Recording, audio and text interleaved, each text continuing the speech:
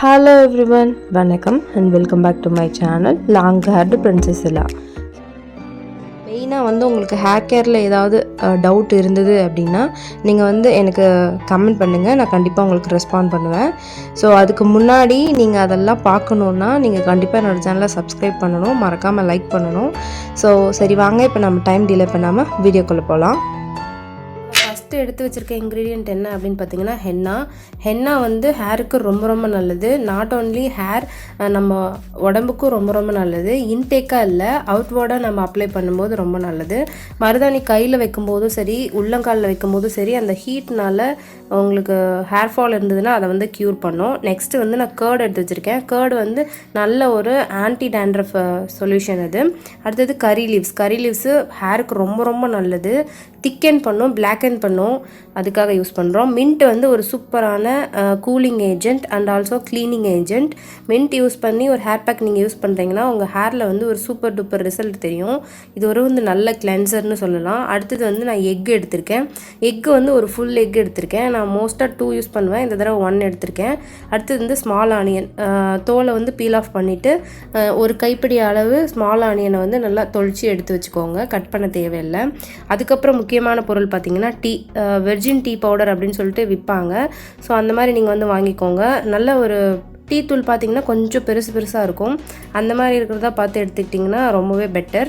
Tea தூள் எதுக்காக use பண்ணுறோன்னு சொல்லி பார்த்தீங்கன்னா இதில் ஆன்டி ஆக்சிடென்ட் நிறையா இருக்குது. ஹேருக்கு ஆன்டி ஆக்சிடென்ட் நிறையா கொடுக்கும்போது நல்லா ஹெல்த்தியான ஒரு ஹேர் கிடைக்கிறதுக்கும், உங்கள் ஹேரை ஸ்ட்ரென்தன் பண்ணணும்னு கேட்குறீங்க இல்லையா, வீக்கான ஸ்கேல்ப் இருக்குது அப்படின்னா அதை சூப்பர் டூப்பராக இம்ப்ரூவ் பண்ணி கொடுக்கும். அதுக்காக தான் நம்ம இந்த மாதிரி டீ பவுடர் யூஸ் பண்ணுறோம். நீங்கள் 3 ரோசஸ் பார்க்கும்போதும் இந்த மாதிரி டீ தூள் பார்க்கும்போதும் உங்களுக்கு டிஃப்ரென்ஸ் தெரியும். 3 ரோசஸ் இன்னுமே கொஞ்சம் நைஸாக இருக்கும். பட் இது பாருங்கள், நான் கையில் எடுத்து காமிக்கிறேன். எந்த அளவுக்கு கொஞ்சம் குருணையாக கொஞ்சம் இருக்கிற மாதிரி தெரியுது இல்லையா. இந்த மாதிரி இருக்கும்போது தான் நம்ம மிக்ஸ் பண்ணும்போது கரெக்டாக இருக்கும். அடுத்தது முக்கியமான ஒரு பொருள் குக்குடு ரைஸ். ஆல்ரெடி சமைச்சு வச்ச ரைஸு, அது 1 கப் எடுத்துக்கணும். இது எதுக்கு அப்படின்னு பார்த்தீங்கன்னா ஹேருக்கு ஷைனிங் கொடுக்கும், நல்ல ஒரு நீட் ஸ்ட்ரெயிட் லுக் கொடுக்கும். இது எல்லாத்தையும் நான் நல்லா மிக்ஸ் பண்ணி அரைச்சி எடுத்துகிட்டு வச்சுருக்கேன். ஸோ இதை நல்லா பிளெண்ட் பண்ணிக்கணும். எந்த அளவுக்கு நல்லா பிளெண்ட் பண்ணணும்னா இந்த க்ரீம் லோஷன் கன்சிஸ்டன்சியிலேருந்து நல்ல ஒரு திக்கான க்ரீமி கன்சிஸ்டன்சிக்கு வரணும். இது பார்க்குறதுக்கு இப்போ ஒரு ஷாம்பூ, லிக்விட் ஷாம்பூ மாதிரி தான் இருக்குது. அந்த கன்சிஸ்டன்சியில் இருக்குது. அந்த மாதிரி இருக்கக்கூடாது. அந்த மாதிரி இருந்தால் நம்ம ஹேரில் அப்ளை பண்ணோடனே ஃபுல்லாக கீழே வழிஞ்சு வந்துடும். நம்ம கரெக்டாக ஒரு 5 to 10 மினிட்ஸ் தாராளமாக இதை அப்படியே விட்டுடலாம். ஸோ நல்லா மிக்ஸ் பண்ணிவிட்டு விட்டுடுங்க. திருப்பியும் நம்ம எடுத்து மிக்ஸ் பண்ணுற மாதிரி இருக்கும். ஏன்னா நம்ம இதில் ரைஸ் ஆட் பண்ணியிருக்கிறதுனால அந்த ஈரம்லாம் அப்சர்வ் பண்ணிக்கும். அப்சர்வ் பண்ணிவிட்டு இன்னும் திக்கன் ஆகும். அது வரைக்கும் நம்ம வெயிட் பண்ணணும்.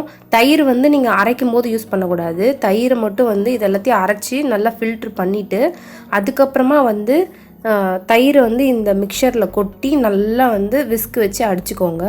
அப்படி தான் நம்ம பண்ணணும். நீங்கள் மிக்சியிலே போட்டு அரைச்சிட்டிங்கன்னா அதனோட இது அந்தளவுக்கு எஃபெக்டிவாக இருக்காது, பட்டர் மாதிரி ஆகிடும். ஸோ அதனால் அந்த மாதிரி பண்ண வேண்டாம். ஸோ இப்போ இந்த கன்சிஸ்டன்சி பாருங்கள், முன்னதை விட இப்போ கொஞ்சம் ஒட்டுற மாதிரியான கன்சிஸ்டன்சியில் இருக்குது. இன்னும் கொஞ்சம் க்ரீம் ஆகிற வரைக்கும் விட்டுட்டு அதுக்கப்புறமா அப்ளை பண்ணும்போது சூப்பராக இருக்கும் ரிசல்ட்டு. ஸோ இப்போ அது ரெடி ஆகிட்டு இருக்கட்டும். நம்ம சைட் பை சைட் நம்ம எப்பவும் போல் நம்ம டீடாங்கிள் ஒர்க்கை ஸ்டார்ட் பண்ணிடலாம். ஸோ நான் வழக்கமாக என்ன பண்ணுவேன் அப்படின்னு பார்த்தீங்கன்னா, முன்னாடி நாள் நைட்டே எந்த ஹேர் பேக் போடுறதா இருந்தாலும் சரி, இல்லை ஹேர் பேக் போடலினாலும் சரி, தலைக்கு குளிக்கிறேன் அப்படின்னா நான் கண்டிப்பாக ஹேர் ஆயில் அப்ளை பண்ணிப்பேன். இந்த தடவை நான் பேராஷூட் கோகோனட் ஆயில் ட்ரை பண்ணியிருந்தேன் ரிவ்யூ கொடுக்கறதுக்காக. அதுதான் நான் அப்ளை பண்ணியிருக்கேன். ஸோ அதனோட ரிவ்யூவும் கூடிய சீக்கிரம் சேனலில் வரும். லிங்க் டிஸ்கிரிப்ஷனில் போஸ்ட் பண்ணதுக்கப்புறமா கொடுக்குறேன். கண்டிப்பாக அதையும் செக் அவுட் பண்ணி பாருங்கள். நான் ஆல்ரெடி ஆயில் நல்லா அப்ளை பண்ணிட்டேன். ஸோ இப்போ டீடாங்கிள் பண்ணுறதுக்கு முன்னாடி ஹேரை இந்த மாதிரி ஃபுல்லாக பிரித்து விட்டுட்டு நான் கையிலே இந்த மாதிரி லைட்டாக மசாஜ் பண்ணிப்பேன். எப்போவுமே நான் அது பண்ணுறது தான். நீங்கள் இந்த மாதிரி பண்ணும்போது உங்கள் ஹேர் ரிலாக்ஸாக இருக்க மாதிரி தோணும். ஏன்னா நம்ம ஹேர் ஸ்டைல் பண்ணி பின்னெல்லாம் போட்டு கிளிப்ஸு, குஷி பின்லாம் குத்திருப்போம். ஸோ பிளட்லாம் அங்கங்கே அப்படியே ஸ்டாப் ஆகி நின்றுட்டுருக்கும். நீங்கள் இந்த மாதிரி ஃப்ரீ பண்ணி நல்ல ஒரு லைட்டாக மசாஜ் பண்ணி கொடுத்தீங்கன்னா உங்கள் பிளட் ஈவனாக ஸ்ப்ரெட் ஆகும். அப்போ உங்கள் ஹேரோட டெக்ஸ்சர் இம்ப்ரூவ் ஆகிறதுக்கு அது ரொம்பவே ஹெல்ப்ஃபுல்லாக இருக்கும். ஸோ கையில் இந்த மாதிரி பண்ணிவிட்டு அதுக்கப்புறமா நம்ம ஒரு கோம் யூஸ் பண்ணி நம்ம ஹேரை ஃபுல்லாக சிக் எடுத்துக்கலாம். ஹேர் பேக் அப்ளை பண்ணுறதுக்கு முன்னாடி ஹேரை நல்லா சிக் எடுத்துக்கிட்டிங்கன்னா உங்களுக்கு அப்ளிகேஷன் ரொம்ப ஈஸியாக இருக்கும். நம்ம ஏன்னா முடியை பிரித்து அப்ளை பண்ணும்போது சூப்பரான ரிசல்ட் இருக்கும். நான் மோஸ்ட்டாக அதிகமாக அந்த மாதிரி அப்ளை பண்ணுவேன். டைம் இல்லாத அப்போ மட்டும் அப்படியே எடுத்து ஜஸ்ட்டு ஜென்ரலாக அப்ளை பண்ணிவிட்டு ஃபுல்லாக ஸ்ப்ரெட் பண்ணிவிடுவேன். ஸோ இந்த தடவை நான் அந்த மாதிரி தான் பண்ண போகிறேன். ஏன்னா குயிக்காக வந்து பண்ணணும் அப்படிங்கிறதுக்காக ஃபுல்லாக டீடாங்கிள் பண்ணிடுங்க. கம்ப்ளீட்டாக வந்து முடியை படியை வாரி ஃபுல்லாக சிக் எடுத்துக்கோங்க. அப்போ தான் வந்து ஹேரில் வந்து அந்த பேஸ்ட் வந்து நிற்கும். அதுக்காக தான். ஸோ நான் டீடாங்கிள் பண்ணி முடிச்சதுக்கப்புறமும் எகெயின் நான் ஒரு மசாஜ் வந்து கொடுத்துக்கிறேன். முடியை நீங்கள் வந்து முன்பக்கமாக போட்டு ஒரு மசாஜ் பண்ணுங்கள். நான் ஆல்ரெடி பண்ணிட்டேன், பட் ஆனால் வீடியோவில் காமிக்கல. ஸோ இப்போ இதே மாதிரி ஒரு 5 to 10 minutes நீங்கள் இந்த மாதிரி பண்ணும்போது உங்கள் பிளட் சர்க்குலேஷன் வந்து நல்லா இம்ப்ரூவ் ஆகும். அதனால் வந்து ஹேர் வீக்காக இருந்தாலும் ஸ்ட்ரென்தன் ஆகிறதுக்கு ரொம்பவே ஹெல்ப்ஃபுல்லாக இருக்கும். ஸோ இப்போ நம்ம ஹேர் பேக் எடுத்து பார்க்கலாம். இப்போ பார்த்தீங்கன்னாவே தெரியும், முன்ன வந்து கையில் எடுக்கும்போது கீழே ஊற்றுற மாதிரி இருந்தது. இப்போ எந்த அளவுக்கு திக்காக இருக்குதுன்னு பாருங்கள். நல்ல ஒரு ஃபேஸில் போடுற க்ரீம் எப்படி இருக்கும் அந்த கன்சிஸ்டன்சியில் இருக்குது. இதுதான் கரெக்டான டைமிங்கு. இப்போ நம்ம வந்து ஃபுல்லாக எடுத்து அப்ளை பண்ணணும். ஃபஸ்ட்டு வந்து ஸ்கேல்பில் கான்சன்ட்ரேட் பண்ணுங்கள். ஸ்கேல்ப்புக்கு தான் ரொம்ப மெயின் இம்பார்ட்டன்ஸ் கொடுக்கணும். அதுக்கப்புறம் தான் நம்ம லென்த் ஆஃப் ஹேர் கொடுக்கணும். ஏன்னா ஸ்கேல்ப்பு தான் வந்து ஒரு செடியோட வேர் மாதிரி. ஸோ அதில் கான்சன்ட்ரேட் பண்ணிங்கன்னா தான் மேலே வந்து செடியோ பூவோ இலையோ எதுனாலும் நல்லா வளரும். அதே மாதிரி தான் நம்ம ஹேரும். ஸோ ஃபஸ்ட்டு ஸ்கேல்ப்புக்கு கான்சன்ட்ரேட் பண்ணி நல்லா வந்து படியே உள்ளே போகிற அளவுக்கு நல்லா வந்து அப்ளை பண்ணிக்கோங்க. நீங்கள் பிரித்து அப்ளை பண்ணலாம் தாராளமாக. எனக்கு வந்து இப்போ நான் ஃபாஸ்ட்டாக பண்ணுறதுனால இந்த மாதிரி பண்ணிகிட்ருக்கேன். நீங்கள் ஹெல்ப் யாராவது வச்சுக்கிட்டு கூட முடியை வந்து பிரித்து ஓப்பன் பண்ணி ஒரு சைட்லேயும் வந்து அப்ளை பண்ணலாம்.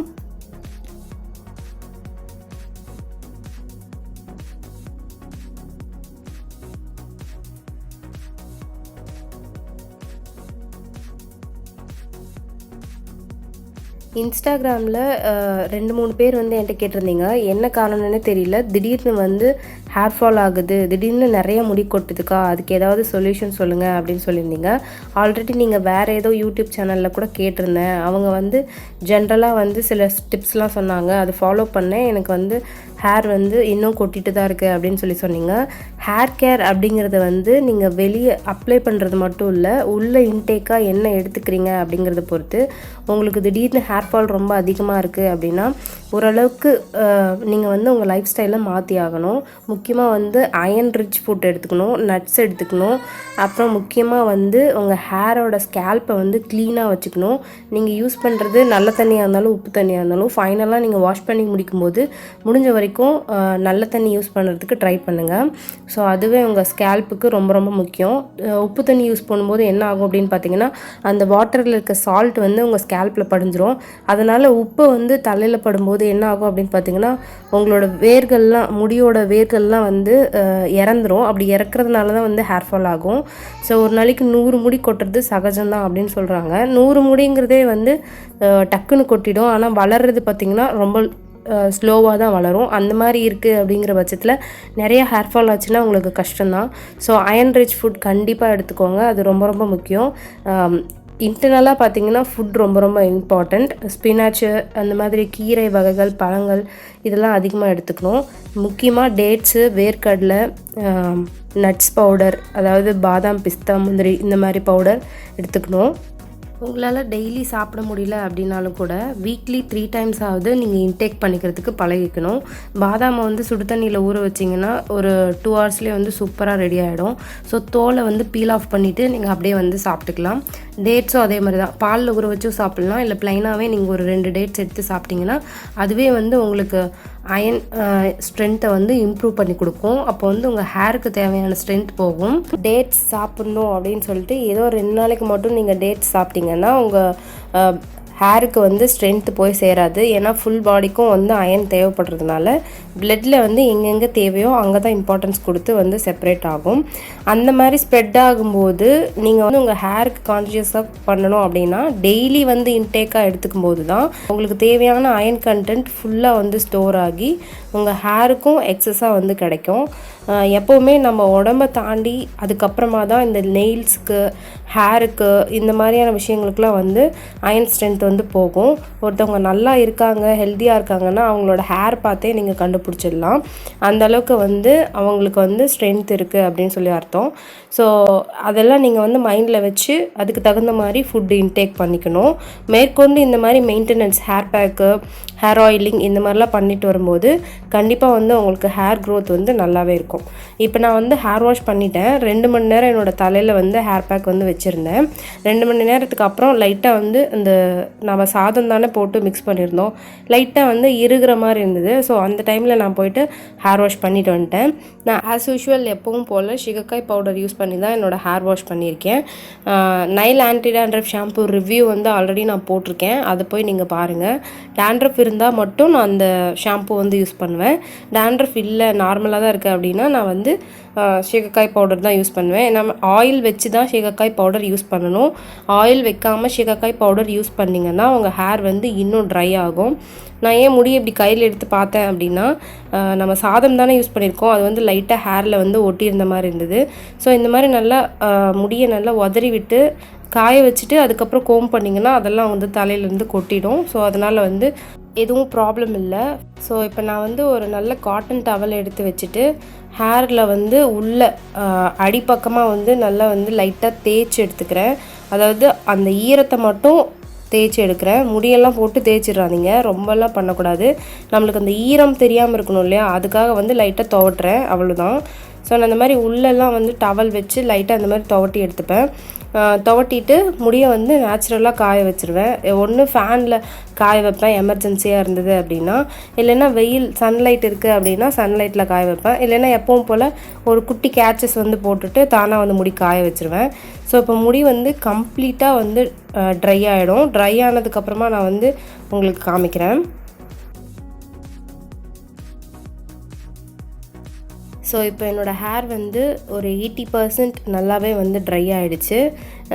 இந்த மாதிரி மெத்தடில் முடியை நீங்கள் காய வைக்கும்போது தான் உங்கள் முடிக்கு வந்து நேச்சுரலான ஒரு ஹெல்த்தியான ஒரு லுக்கு வந்து கிடைக்கும். நீங்கள் ஹேர் ட்ரையர் அந்த மாதிரி ஏதாவது டூல் யூஸ் பண்ணி நீங்கள் உங்கள் ஹேரை காய வச்சிங்க அப்படின்னா ஃபஸ்ட்டு நல்லா இருக்கிற மாதிரி தான் தெரியும். போக போக உங்கள் முடியில் வந்து வெடிப்பு வரும். வெடிப்பு வந்ததுன்னா ஸ்ப்ளிட் ஆகி ஹேர் வந்து உடஞ்சி கொட்ட ஆரம்பிக்கும். அப்படி பார்க்கும்போது எப்படி தெரியும் அப்படின்னா அன்ஈவனாக இருக்கும். அதாவது மேலே பார்த்திங்கன்னா ஹேர் லாங்காக இருக்கும், கீழே பார்த்திங்கன்னா கொஞ்சம் குட்டியாக இருக்கும், அன்ஈவனாக இருக்கும் ஷேப்பு, ஸ்ட்ரெயிட்டாக ஒரே மாதிரி இருக்காது. ஸோ அந்த மாதிரி இருக்கும்போது தெரியும் உங்கள் ஹேர் வந்து டேமேஜ் ஆகிருக்கு அப்படின்னு சொல்லிட்டு. ஸோ அதனால் எந்த ஹீட்டிங் டூல்ஸும் யூஸ் பண்ணாமல் இந்த மாதிரி நார்மலாக நேச்சுரலாக காய விடுங்க. ஒரு தப்பும் இல்லை, கொஞ்சம் டைம் எடுக்கும். நீங்கள் ஜஸ்ட்டு ஒரு கேட்ச் கிளிப் மட்டும் போட்டிங்கனாவே போதும். நான் என்னோடய ஹேரை பர்சனலாக அந்த மாதிரி தான் வந்து ட்ரை பண்ணுவேன். நான் ஒரே ஒரு தடவை தான் வந்து ஹேர் ட்ரையர் யூஸ் பண்ணியிருக்கேன். எப்போ அப்படின்னு பார்த்தீங்கன்னா என்னோடய கல்யாண நாளில் ரிசப்ஷன் அன்னைக்கு நான் வந்து யூஸ் பண்ணியிருந்தேன். ஏன்னா ஹேர் ஸ்டைலிங் பண்ணணும் அப்படிங்கிறதுக்காக என்னோடய முடி வந்து திக்காக இருந்ததுனால காயலை அப்படிங்கிறதுக்காக ஹேர் ட்ரையர் வந்து யூஸ் பண்ணாங்க. அதுக்கப்புறம் நான் வந்து ஹேர் ட்ரையர் யூஸ் பண்ணவே இல்லை. ஸோ நெக்ஸ்ட்டு வந்து அதையும் ரிவ்யூவாக நான் வந்து போடுறேன். வீடியோவை கண்டினியூவாக நீங்கள் வந்து என்னோடய சேனலை சப்ஸ்கிரைப் பண்ணி பாருங்கள். ஸோ இப்போ நீங்கள் பார்த்தீங்கன்னாவே தெரியும் என்னோடய முடி முன்னே இருந்ததுக்கும் இப்போ இருக்கிறதுக்கும் ஒரு ஸ்ட்ரெயிட் லுக் இருக்குது. நார்மலாக வந்து என்னோடய ஹேர் வந்து ஸ்ட்ரெயிட் ஹேர் தான். பட் ஆனால் வந்து பின்னல்லாம் போட்டிருந்தேன்னா தலைக்கு குளித்தாலும் லைட்டாக அந்த வேவி லுக் இருக்கும். பட் ஆனால் இந்த ஹேர் பேக்குக்கு அப்புறமா ஒரு ஸ்ட்ரெயிட் லுக்கு நான் வந்து ஃபீல் பண்ணுறேன். அண்ட் ஆல்சோ பாருங்கள், நான் ஒரு தடவையும் டேங்கிள் ஃப்ரீயாக இருக்குது அப்படின்னு சொல்லுவேன். இந்த பேக் வந்து உண்மையிலே ரொம்ப ஸ்மூத்தாக இருக்குது. நான் கம்ப்ளீட்டாக ஓப்பன் பண்ணி காமிக்கிறேன் பாருங்கள். அதில் வந்து எந்த அளவுக்கு வந்து ஃபுல் லென்த் ஹேரும் ஃப்ரீயாக வந்து கையில் ஃப்ளெக்சிபிளாக பிரிக்க முடியுது அப்படின்னு பாருங்கள். என்னோடய ஹேரை லைட்டாக உதறிட்டு விட்டுட்டோம்னாவே சிக்கு போடும். அந்தளவுக்கு வந்து ட்ரையான ஹேர் தான்.